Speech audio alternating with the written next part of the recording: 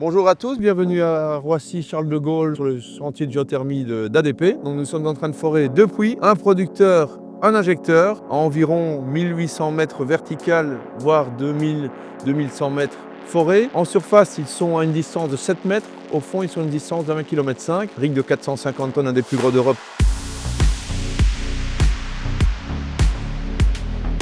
L'idéal de la géothermie, c'est quoi exactement? C'est de récupérer la chaleur du sol, de façon à la ramener en surface. Cette chaleur, elle est gratuite, elle est au fond, elle s'auto-régénère vu qu'elle est chauffée par le centre de la Terre. L'eau sortira à une chaleur entre 72 et 74 degrés et sera réinjectée à 45 degrés. Donc ça veut dire qu'il y aura des échangeurs thermiques en surface qui vont récupérer toutes ces calories. Je vais vous présenter Dan, maintenant notre tool pusher, notre chef de chantier, qui va vous expliquer les spécificités de ce chantier.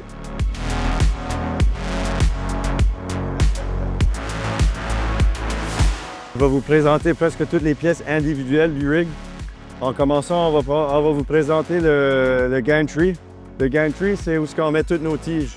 On peut mettre jusqu'à 4000 mètres de tiges. Ça que le gantry fait, il y a des aimants. Ça prend tes tiges, ça l'amène dans ça qu'on appelle le pipe handler. Le pipe handler, il y a deux grosses pinces qui allouent d'amener les tiges au plancher pour faire des connexions, pour connecter les tiges, pour continuer à descendre en profondeur.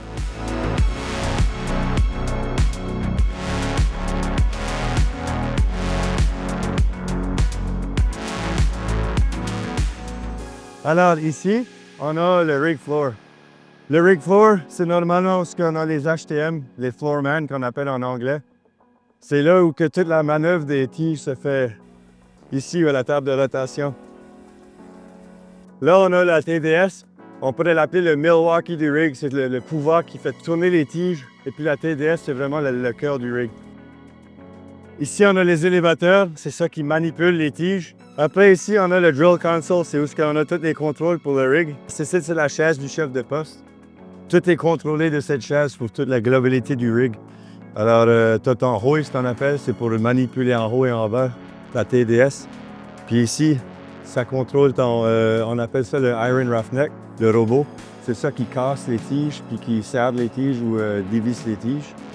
Et ici, la globalité, tu as tes pompes, la pompe 1, la pompe 2 et la pompe 3. Pour contrôler tes pompes. Et juste à côté du chef de poste, ici, on a la console pour le gantry. Ici, on a tous les paramètres sur notre écran avec le mode logging. Ça nous donne tous les paramètres du rig.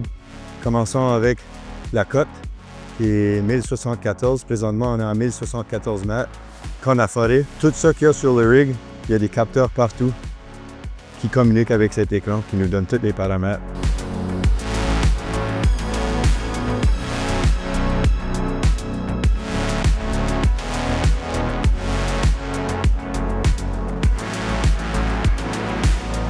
On va descendre, voir les autres équipements auxiliaires du rig.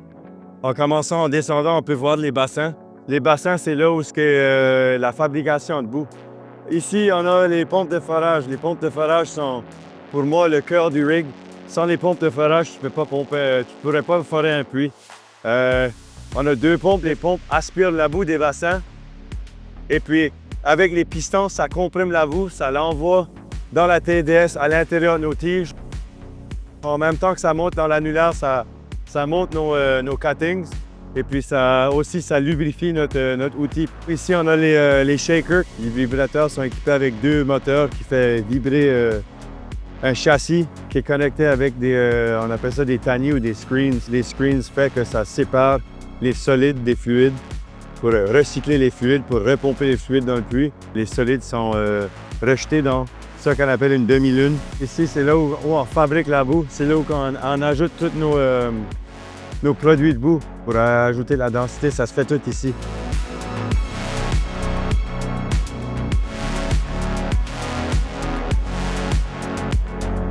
On a le BOP. On a 3 éléments sur le BOP.